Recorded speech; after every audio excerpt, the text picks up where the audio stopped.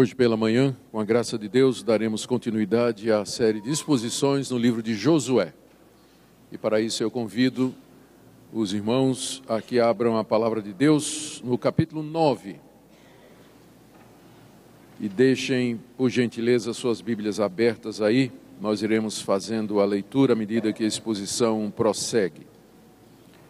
Josué capítulo 9, na sequência das nossas exposições nesse livro do Antigo Testamento.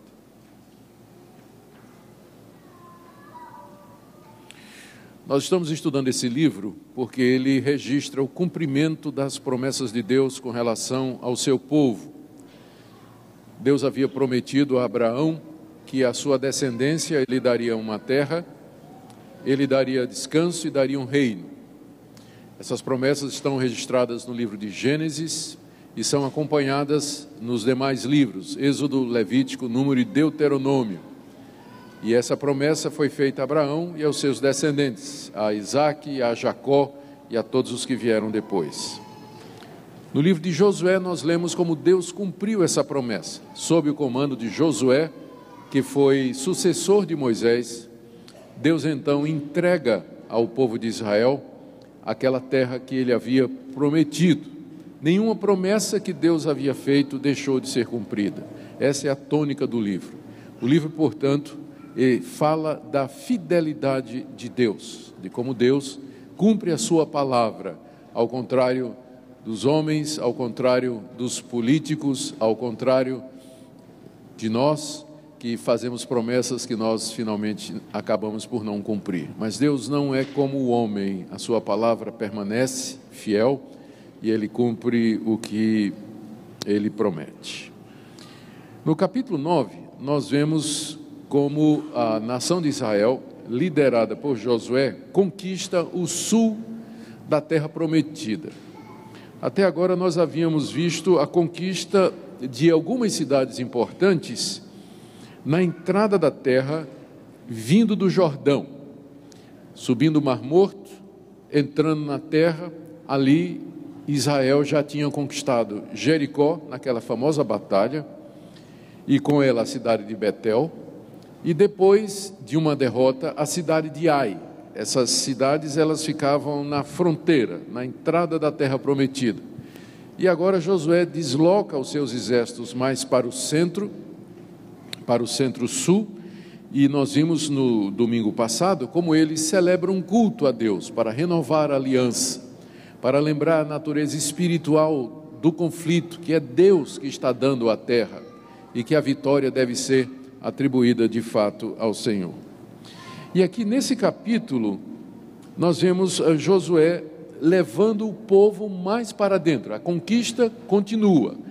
Ele está levando os seus exércitos mais para dentro da terra. Ainda havia muitos povos e cidades a conquistar. E o que estava na frente eram as cidades de Gibeão e outras cidades satélites. Mas a conquista dessas cidades aconteceu de uma forma inesperada. O pensamento é que elas seriam conquistadas à base da guerra. Mas parece que Deus tinha outros planos e a conquista aconteceu de uma forma inusitada.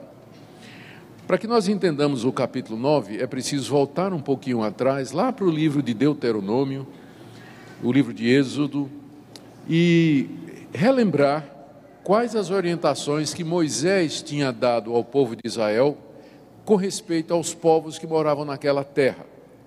Deus havia dado uma terra, mas a terra estava ocupada. Não era uma terra livre do tipo assim, é só chegar lá e armar a barraca. Não, a terra estava cheia de cidades, havia povos que moravam naquela região há muitos anos, séculos, povos antigos, civilizações inteiras, havia cidades fortificadas, havia cidades com exércitos, cidades muradas, pequenos reinos que às vezes até brigavam entre si, culturas distintas. Então não era uma terra virgem, livre, que era só chegar, desmatar e fazer uma fazenda, não é? Não, a terra estava completamente ocupada. Então, era uma guerra de conquista que precisava ser feita. E Moisés havia dito ao povo que quando eles entrassem na terra e a guerra começasse, eles não deveriam fazer aliança nenhuma com os moradores daquela terra. Aliança nenhuma. Na verdade, todos deveriam ser mortos, sem exceção. As cidades deveriam ser destruídas e todos os altares que eles haviam edificado aos seus deuses deveriam ser derribados. O motivo era que Deus não queria que o seu povo, ao entrar naquela terra, se fizesse uma aliança com aqueles povos, a religião daqueles povos, que era uma religião pagã, era uma religião idólatra, acabasse entrando dentro do povo de Deus e afetando o verdadeiro culto a Deus. Nós lemos isso, por exemplo, se vocês quiserem me seguir aí, no livro de Êxodo. Tem várias passagens, mas nós leremos apenas Êxodo 34, onde Moisés dá essa orientação ao povo de Deus, dizendo, a partir do verso 11, guarda o que te ordeno hoje. Isso é Deus falando a Moisés, muito tempo antes da conquista de Canaã. Guarda o que te ordeno hoje. Eis que lançarei fora da sua presença os amorreus, os cananeus, os heteus, os ferezeus, os heveus e os jebuseus. 7 povos, 7 culturas, 7 etnias que moravam já naquela terra que Deus estava prometendo. Abstente de fazer aliança com os moradores da terra para onde vais, para que não te sejam por cilada, mas derribareis os seus altares, quebrareis as suas colunas e cortareis os seus postes ídolos, porque não adorarás outro Deus, pois o nome do Senhor é zeloso, sim, Deus zeloso é Ele, para que não faças alianças com os moradores da terra. Não suceda que, em se prostituindo eles com os deuses e lhes sacrificando, alguém te convide e coma dos seus sacrifícios, e tomes mulheres das suas filhas para os seus filhos e suas filhas, prostituindo-se com os seus deuses. Façam que também os teus filhos se prostituam com seus deuses. Não farás para ti deuses fundidos, deuses de fundição. Então era muito clara a orientação que Deus havia dado ao povo através de Moisés, de que não deveria fazer aliança nenhuma com aqueles povos, ao contrário, deveria destruí-los sumariamente com o objetivo de impedir que houvesse essa aliança. Muito bem, a exceção que podia ser feita era com relação a povos que morassem um pouco mais distante de Canaã. Lá em Deuteronômio capítulo 20, Deus disse a Moisés que fizesse o seguinte, verso 10, quando te aproximares de alguma cidade para lutar contra ela, oferecer-lhes-ás a paz. Se a resposta é de paz e te abrir as portas, todo o povo que nela se achar será sujeito a trabalhos forçados e te servirá. Porém, se ela não fizer paz contigo, mas te fizer guerra, então a sitiarás. E o Senhor teu Deus a dará na tua mão, e todos os do sexo masculino que houver nela, passarás a fio de espada. Mas a mulher, a criança e os animais, e o que houver na cidade, e o despojo tomarás para ti. Verso 16, porém das cidades destas nações que o Senhor teu Deus te dá em herança, não deixarás com vida tudo que tem fôlego. Antes, como te ordenou o Senhor teu Deus, destruí-las-ás totalmente. Os heteus, os amorreus, os cananeus, os ferezeus, os heveus e os jebuseus. Está faltando aí os girgazeus na lista, nem sempre a lista é completa. Para que não vos ensinem a fazer segundo todas as abominações, etc. Em geral, o que Deus tinha dito a Moisés foi o seguinte, quando você entrar na terra, aqueles povos que habitam na região de Canaã, não tem acordo, é guerra de conquista e destruição. Você vai destruir tudo, matar todos, derrubar as cidades, derrubar os altares, porque é um povo pagão, é um povo idólatra, é um povo que sacrifica os filhos nos altares dos seus deuses, é um povo que pratica a imoralidade, é um povo violento, é um povo cruel. e nesse sentido Israel estava servindo do chicote de Deus, a espada de Deus para punir aquelas nações. Porque Deus é Senhor do mundo, Ele pune nações. Quando a medida do pecado daquela nação esgota a paciência de Deus, por assim dizer, Ele então executa juízo sobre aquelas nações. E Israel seria o executor de Deus contra aqueles povos pagãos que haviam provocado a ira de Deus. Às vezes as pessoas dizem, mas qual é a diferença disso e o que nós vemos hoje os muçulmanos radicais fazendo? Terrorismo é diferente.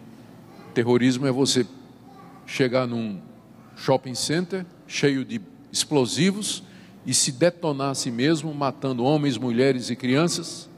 Isso é bem diferente de uma guerra onde o outro está sabendo que você está vindo guerrear e dá chance para o outro se preparar. Há um combate, e no combate os dois lados estão armados, os dois lados estão preparados. Mas terrorismo, por favor, não compare essa violência que tem lá com as guerras de Israel no Antigo Testamento. Porque não tem nada a ver, completamente diferente. O que se faz hoje são atos covardes de terrorismo, de pessoas que explodem igrejas, supermercados, estações de trem, de pessoas que não estão nem ao menos conscientes do que é que está acontecendo. Mas no Antigo Testamento, a guerra foi declarada e aqueles povos sabiam que a guerra estava vindo, eles podiam se armar e se defender. Essas pessoas não têm a menor chance. Não têm a menor chance. Mas Deus disse, Moisés não vai fazer acordo com ninguém, com uma exceção, que são as cidades mais longe da terra. Se esse pessoal aceitar a paz, você não vai destruí-los, mas eles vão ser escravos de vocês. Eles vão servir a nação de Israel, vão fazer os trabalhos mais básicos, puxar água, cortar lenha, enfim, todas aquelas tarefas consideradas tarefas básicas e fundamentais. Havia também uma outra coisa que é importante nós lembrarmos para entender esse capítulo, essa preparação é essencial para isso. Moisés também disse que Israel sempre consultasse a Deus, toda vez que ele saísse para a batalha. Lá em Números capítulo 27, quando Josué é designado como sucessor de Moisés, Moisés é que fez toda a estratégia, preparou tudo, mas o general que levou o povo para a guerra foi Josué. Então, quando Josué foi escolhido, lá em Números 27, a partir do verso 18, Deus disse a Moisés, toma Josué, homem em quem há o Espírito, e lhe impõe as mãos.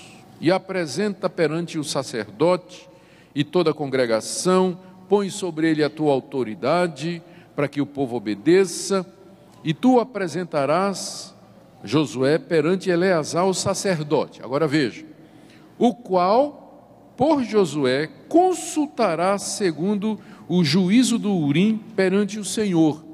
Segundo a sua palavra sairão, e segundo a sua palavra entrarão, ele e todos os filhos de Israel, e com ele toda a congregação.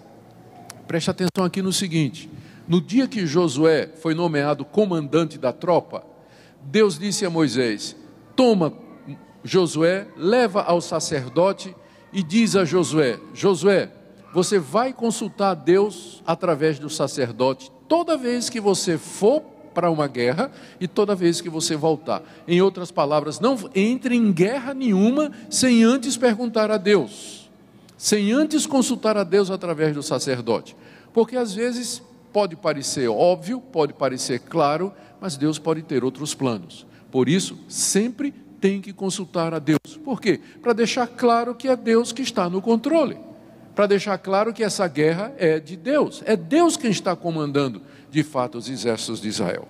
É tudo isso que está por detrás aqui do texto que nós temos diante de nós, onde nós encontramos a conquista da cidade de Gibeão.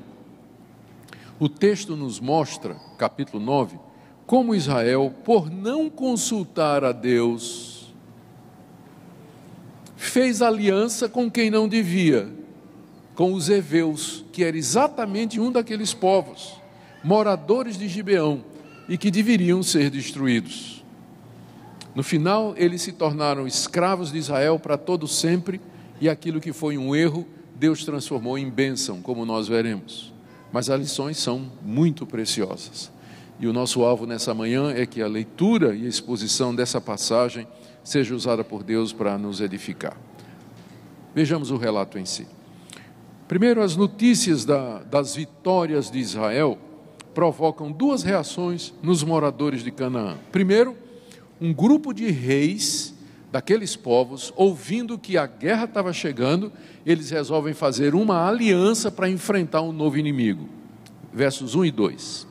Sucedeu que, ouvindo isso, todos os reis que estavam daquém do Jordão, nas montanhas e nas campinas, em toda a costa do Mar Grande, defronte do Líbano, os heteus, os amorreus, os cananeus, os ferezeus, os heveus e os jebuseus, você pode acrescentar aí os girgazeus também, se ajuntaram eles de comum acordo para pelejar contra Josué e contra Israel.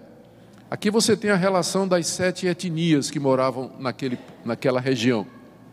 Brigavam entre si, eram reinos independentes, tinham os seus exércitos, combatiam entre si, lutavam pelas terras, mas agora estava chegando um inimigo mais poderoso. E o inimigo do meu inimigo, aliás, e quando nós temos um inimigo comum, aquele que é meu inimigo acaba virando meu amigo. Então eles fizeram aliança, disseram assim, vamos esquecer nossas brigas aqui, porque esse pessoal está chegando e vai tomar a terra nossa. Então vamos nos preparar para a guerra. Então eles se juntaram para resistir à nação de Israel. Mas teve um outro povo que pensou e disse, nós não vamos dar conta de enfrentar esse exército de Israel, porque já derrubaram Jericó, já derrubaram Betel, já derrubaram Ai, do outro lado do rio já derrubaram 2 reinos, então nós não vamos dar conta de enfrentar esse pessoal não, nós vamos fazer outra coisa. Verso 3, os moradores de Gibeão era a capital dos heveus, eles estavam localizados a 3 dias de viagem de onde estavam os exércitos de Israel. Os moradores de Gibeão, que eram os heveus, ouvindo o que Josué fizera com Jericó e com Ai, usaram de estratagema, e foram e se fingiram embaixadores, e levaram sacos velhos sobre os seus jumentos, e odres de vinho velhos, rotos e consertados, e nos pés sandálias velhas e remendadas, e roupas velhas sobre si, e todo o pão que traziam para o caminho era seco e bolorento. Ou seja, esse pessoal resolveu usar de esperteza. Eles perceberam que a guerra era perdida. Então o que é que eles disseram? Provavelmente eles sabiam do que Deus tinha dito a Moisés, que os povos de longe podiam fazer um acordo, os dali tinham que ser mortos. Então eles se fingiram embaixadores de uma terra muito distante e se fantasiaram, né? Pegaram o jumentinho mais cansado, botaram a mala mais velhinha, botaram a roupa bem velha, aquela sandalinha já gastada, né? Que já desapareceu inclusive a marca, o pão bolorento, e se fingiram de cansado e foram chegando, marcharam e chegaram lá no acampamento de Israel. Verso 6. Foram ter com Josué ao arraial, a Gilgal, que era a sede do quartel, e disseram a Josué e aos homens de Israel, chegamos de uma terra distante. Mentira, eles estavam a 3 dias de viagem, mas a mentira foi essa, nós viemos de uma terra distante. Fazei, pois, agora aliança conosco. Aliança significaria que haveria paz entre eles e a nação de Israel, portanto não tinha risco de guerra. E os homens de Israel responderam aos heveus, porventura habitais no meio de nós, como pois faremos aliança convosco? Houve uma desconfiança, né? Eles olharam assim e disseram, mas será que é mesmo? Será que esse pessoal é de longe mesmo? Verso 8, então disseram a Josué, somos teus servos. Então lhes perguntou Josué, quem sois vós? De onde vindes? Responderam-lhe, teus servos vieram de uma terra muito distante, por causa do nome do Senhor teu Deus, porquanto ouvimos a tua fama e tudo quanto fez no Egito, e tudo quanto fez aos 2 reis dos amorreus que estavam da além do Jordão, Seom, rei de Esbom, e Og, rei de Bazã, que estava em Astarote. Pelo que os nossos anciãos e todos os moradores da nossa terra nos disseram: tomai convosco provisão alimentar para o caminho, ide ao encontro deles e dizei-lhes: somos vossos servos, fazei, pois, agora aliança conosco. Esse nosso pão tomamos quente das nossas casas no dia em que saímos para vir ter convosco, e ele aqui agora já seco e bolorento. E esses odres, que eram sacos de couro de bode, esses odres eram novos quando os enchemos de vinho, e eles aqui já rotos. E essas nossas vestes, estas nossas sandálias já envelheceram por causa do muito longo caminho. Essa foi a mentira que os gibeonitas contaram. Eles eram heveus, não queriam morrer, não queriam ser destruídos, sabiam que se fosse para o pau, para a briga, eles iam perder, então usaram esse estratagema. E era um estratagema bonito, porque dizia assim lá no meio: nós ouvimos falar do Deus de vocês, de como esse Deus é poderoso, como Ele deu a vitória a vocês. Nós queremos servir esse Deus também, nós queremos fazer parte de vocês, façam uma aliança conosco, nós vamos servir a vocês, não fazemos questão. É melhor ser escravo do que morto, né? Como diz o livro de Provérbios, é melhor um cachorro vivo do que um leão morto. Então eu prefiro ser um cachorro vivo do que um leão morto. Vamos, faça acordo conosco. E aquilo mexeu no coração do povo de Israel. Então, verso 14, nós percebemos aqui que o povo cometeu 2 erros, então, diante daquele discurso. 14, então os israelitas tomaram da provisão e não pediram conselho ao Senhor. Eles ouviram a conversa e, além disso, o jumento dos gibeonitas estava carregado de bens, presentes. Os israelitas encheram o olho, não, está tudo batendo, né? Além do mais, tem aí esses presentes que eles estão trazendo. E, em vez de consultar a Deus, como Moisés tinha dito a Josué, você não vai nem vem sem consultar a Deus, eles tomaram a decisão por conta própria. E aí vem o segundo erro, verso 15, Josué concedeu-lhes a paz e fez com eles a aliança de lhes conservar a vida, e os príncipes da congregação lhes prestaram juramento. Os príncipes da congregação eram representantes das 12 tribos, eram das famílias reais, que designavam uma espécie de conselho de anciãos, com quem Josué se aconselhava constantemente. A partir do verso 16, nós lemos como a mentira foi descoberta. E qual foi o resultado? Verso 16. Ao cabo de 3 dias, depois de terem feito aliança com eles, ouviram que eram seus vizinhos e que moravam no meio deles. Pois partindo os filhos de Israel, chegaram às cidades deles. Ao 3º dia, suas cidades eram Gibeão, Sefira, Beerote e Quiriate Jearim. Ou seja, era uma confederação de cidades que estava a 3 dias de viagem. E olha, Gibeão não era uma cidade fraca não. Se você for aí para o capítulo 10, verso 2, diz assim: Gibeão era cidade grande, como uma das cidades reais, e ainda maior do que Ai, e todos os seus homens eram valentes.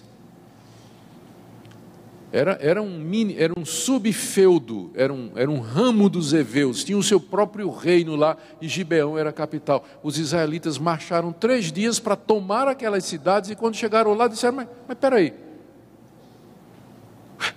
são vocês? Somos nós mesmos. Foram enganados direitinho, não é? Enganados direitinho. Verso 18, os filhos de Israel não os feriram, porquanto os príncipes da congregação lhe juraram pelo Senhor Deus de Israel, pelo que toda a congregação murmurou contra os príncipes. Então todos os príncipes disseram a toda a congregação: nós lhe juramos pelo Senhor Deus de Israel, por isso não podemos tocar-lhes. Isso, porém, faremos: conservar-lhes a vida, para que não haja grande ira sobre nós por causa do juramento que já lhes fizemos. Disseram-lhes, pois, os príncipes: vivam então. E se tornaram rachadores de lenha e tiradores de água para toda a congregação, como os príncipes lhes haviam dito. Aqui eu quero destacar algumas coisas para nós, meus irmãos. O primeiro deles foi a atitude correta dos príncipes de Israel. Quando eles viram que foram enganados, talvez alguém poderia sugerir: então aquele acordo está quebrado, porque foi feito no engano. Mas eles disseram: não, aquele foi um juramento que nós fizemos da parte de Deus, é coisa séria. Nós não vamos anular só porque nós não tínhamos pleno conhecimento da verdade. Às vezes as pessoas hoje em dia dizem assim: quando eu casei eu era muito jovem, eu não tinha o entendimento que eu tinha outro, eu não conhecia o meu marido, então o meu casamento ele não tem validade. Será? Não parece. Foi um juramento feito diante de Deus. E mesmo que nem tudo viesse à tona lá na hora, ainda assim, quando a verdade veio, os príncipes disseram: nós juramos no nome do Senhor. E essa aliança tem validade, porque foi feita em nome do Senhor, mesmo que depois a gente descubra alguma coisa. A não ser, explicando no caso de casamento, que apareça um adultério. Mas não tendo aparecido esse tipo de desculpa: eu era muito jovem, eu queria fugir de casa, não aguentava mais meu pai e minha mãe, montei no primeiro cavalo que apareceu, e por aí vai, né? Às vezes a primeira mula, né, que apareceu, né? Ou qualquer coisa dessa natureza, o pessoal costuma dizer. Não anula. Foi feito diante de Deus, e Deus leva a sério esse tipo de coisa. Por isso que diz: é melhor você não prometer do que você prometer e não cumprir. Porque uma vez que a palavra foi dada e empenhada em juramento solene diante de Deus, ela está valendo. O povo de Israel não aceitava, queria matar os gibeonitas, queria saquear a cidade, queria se aproveitar dos espólios, mas os príncipes disseram: não, nós temos um acordo, uma aliança que foi feita com eles em nome do Senhor, nós não podemos tocar, mesmo que eles tenham sido desonestos conosco, mas a aliança está valendo. Mas, então, eles vão se tornar rachadores de lenha e tiradores de água. Onde é que funcionava isso? No templo. O templo de Salomão, que seria construído mais tarde, tinha uma demanda enorme de lenha, porque o altar era um altar gigantesco, ele tinha que queimar o dia todo, né? Então era lenha o tempo todo. Os gibeonitas se encarregavam de ser cortador de lenha para alimentar o altar, e água para limpar o altar, para suprir e abastecer os sacrifícios e os rituais que eram feitos no templo. Eles se tornaram ajudantes dos levitas lá na casa de Deus, para ajudar no trabalho dos sacrifícios. Verso 22, a explicação que Josué faz então, e o castigo, a partir desse verso. Chamou Josué os heveus e disse: por que nos enganastes, dizendo: habitamos muito longe de vós, sendo que viveis em nosso meio? Agora, pois, sois malditos, e dentre vós nunca deixará de haver escravos, rachadores de lenha e tiradores de água para a casa do meu Deus. Deixa eu só fazer uma pausa aqui. Lá no livro de Gênesis, nós lemos aquele episódio em que Noé foi envergonhado pelo seu filho Cão, que tinha um filho chamado Canaã, porque esse filho, Noé tinha se embriagado, e esse filho viu Noé nu e zombou do seu pai, e foi chamar os seus irmãos, que de costas cobriram a nudez do velho. Quando Noé acabou da ressaca, ele disse: maldito seja Canaã, e ele será servo dos seus irmãos. E os cananeus que moravam naquela terra eram os descendentes de Canaã, por isso que são chamados de cananeus. E os israelitas eram descendentes de Sem, por isso são chamados de semitas. E aqui você vê Sem tendo como escravo o seu irmão Canaã, exatamente como Deus tinha dito a Moisés que haveria de acontecer. Então eles se tornaram escravos e tiradores de água para a casa do Senhor. Então responderam a Josué: E disseram: é que se anunciou aos teus servos, como certo, que o Senhor teu Deus ordenara a seu servo Moisés que vos desse toda essa terra e destruísse todos os moradores dela diante de vós. Por isso, tememos muito por nossa vida, por causa de vós, e fizemos assim. Eis que estamos na tua mão, trata-nos segundo te parecer bom e reto. Assim Josué lhes fez, e livrou-os das mãos dos filhos de Israel, e não os mataram. E naquele dia Josué os fez rachadores de lenha e tiradores de água para a congregação e para o altar do Senhor, até o dia de hoje, no lugar que o Senhor Deus escolhesse. Queridos, deixe-me tirar algumas aplicações para nós, já caminhando para a conclusão da nossa exposição. A primeira é a seguinte: de fato, Deus é fiel. A fidelidade das promessas de Deus e o cumprimento exato de suas palavras estão registrados na Bíblia para que nós tenhamos confiança, para que nós lembremos que o nosso Deus, Ele não mente, e que a nossa confiança em Deus, nas suas promessas, ela não é em vão. As promessas dele são fiéis e verdadeiras, e em Cristo Jesus, Deus nos fez grandes promessas. Ele promete nos perdoar os pecados, Ele promete nos dar a vida eterna, Ele promete cuidar de nós, nos orientar nas nossas confusões, nos dar paz no meio das nossas tribulações. Ele promete nos dirigir nessa vida, Ele promete estar conosco nas doenças e nas tribulações. Nenhuma de suas promessas jamais falhará.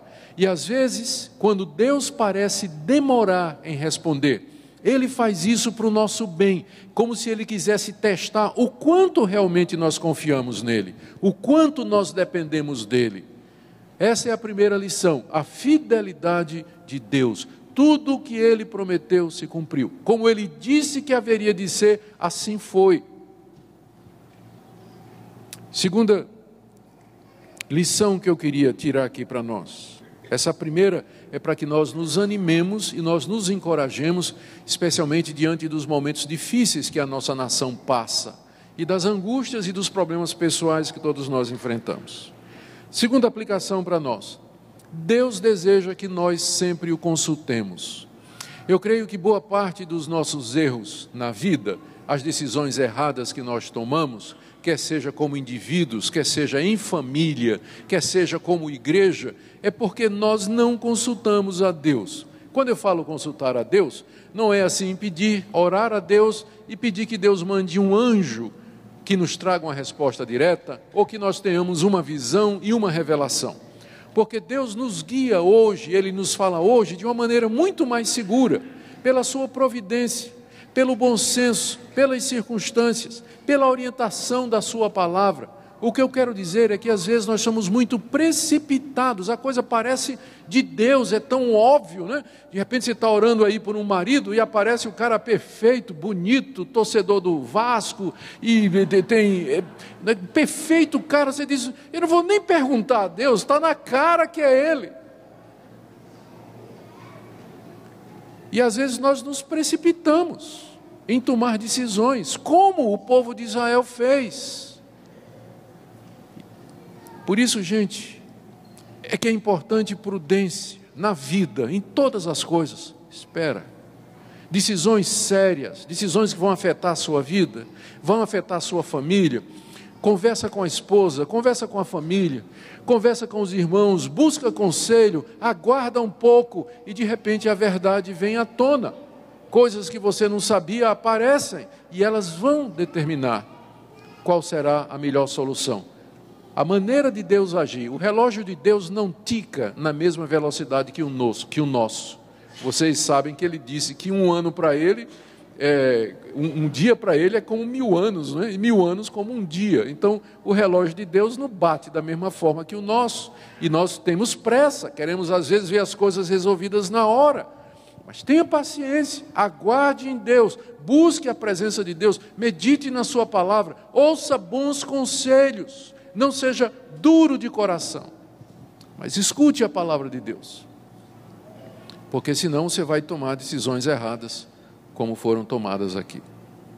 Terceira lição para nós.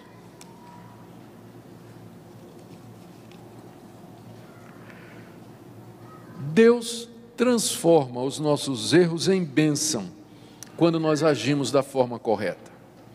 Eu creio que dessas lições todas, essa daqui é a que é mais próxima ao nosso coração, não é? O que aconteceu aqui? Aquilo foi um erro. Eles fizeram aliança com os heveus, se precipitaram, não consultaram a Deus. Estava feito o erro.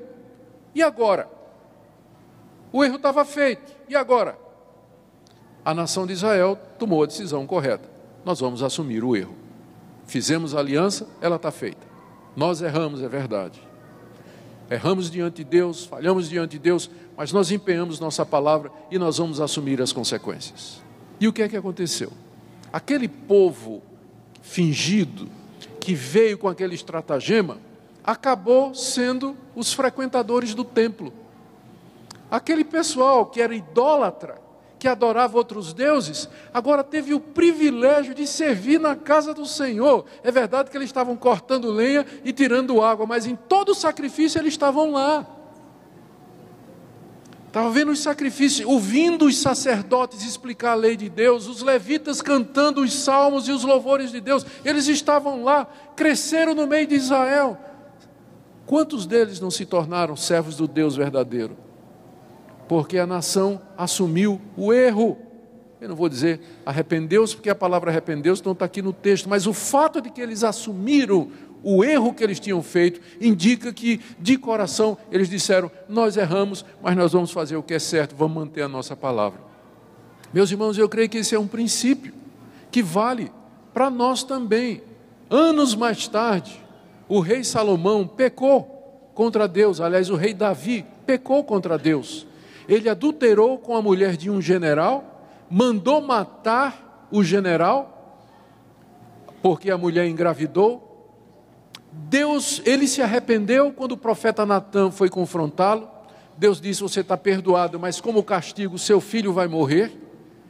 Mas aí, o filho morreu, Davi lamentou, chorou, se arrependeu diante de Deus, se levantou, tomou aquela mulher como sua esposa, ela agora podia, não é? Viúva. E nasceu um filho, e a Bíblia diz, Deus amou aquele filho. Sabe quem era aquele filho? Salomão. Ou seja, Deus havia perdoado Davi. Na hora que Davi se arrependeu, confessou e assumiu, Deus o perdoou de tal maneira que o segundo filho daquela relação foi aquele que Deus escolheu para ser o que se assentaria no trono de Israel e de quem viria o Messias. Da mesma forma que a nação de Israel, e da mesma forma nós no dia a dia. Irmãos, o problema não são os nossos pecados, os problemas são os nossos pecados ocultos, os pecados dos quais nós não nos arrependemos, os pecados que a gente varre para baixo do tapete, que a gente esconde da mulher, esconde do marido, esconde dos pais, esconde dos amigos. Porque quando nós nos arrependemos e buscamos a Deus, nós encontraremos misericórdia, irmãos. Que o nosso Deus tem prazer em perdoar. O nosso Deus tem gosto, Ele ama estender o seu perdão ao filho quebrantado. Ele ama o coração contrito, Ele não despreza aquele que está abatido e chora pelo seu pecado. Há perdão e restauração em um novo começo. Eu queria que você pensasse nisso nessa manhã. Nós vamos agora participar da ceia do Senhor. E esse é um momento em que você pode chegar diante de Deus e dizer, meu Deus, eu talvez tenha errado na minha vida, tenho tomado decisões precipitadas, nunca te consultei, nunca te procurei, nunca quis saber o que é que a palavra diz sobre isso, mas eu percebo hoje que tu me dás uma oportunidade, que tu és um Deus perdoador, e eu quero me chegar a ti, pedir perdão, pedir reconciliação, e pedir que o Senhor me levante, que o Senhor me use, que o Senhor transforme os meus erros em bênção, para a tua glória e para a alegria do teu povo. Participemos, meus irmãos, da ceia do Senhor, lembrando que o sangue de Jesus nos purifica de todo pecado. Oremos.